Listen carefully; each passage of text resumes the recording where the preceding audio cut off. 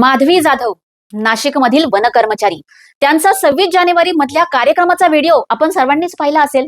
सर्वप्रथम माधवीताईंचं बाबासाहेबांवरच्या असलेल्या प्रेमाचं जितकं कौतुक करावं तितकं कमीच आहे. माधवीताईंच्या या निडरतेला क्रांतिकारी जय भीम. हा मुद्दाच थेट सांगायचा झाला तर कार्यक्रमामध्ये मंत्री भाषण देत होते आणि त्या भाषणात बाबासाहेबांचं नावच नव्हतं. जिथे संविधानाचा सन्मान व्हावा तिथं शांत बसणं हे माधवीताईंना मान्य नव्हतं. त्या उभ्या राहिल्या कारण त्यांना माहिती होतं की संविधानाला आणि बाबासाहेबांना विसरणं म्हणजे स्वतःचं अस्तित्व विसरण्यासारखं आहे. त्यांनी कुठलीही भीती न बाळगता एक साधा पण महत्वाचा प्रश्न विचारला, बाबासाहेबांचं नाव का नाही?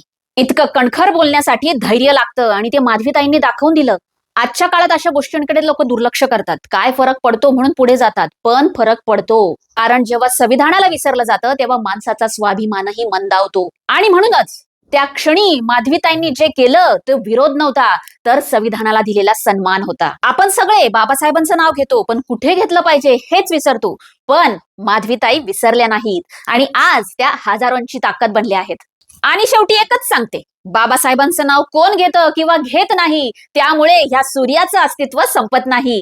बाबासाहेब क्रांती सूर्य होते, आहेत आणि राहणार. आणि म्हणूनच अभिमानानं म्हणा, जय भीम.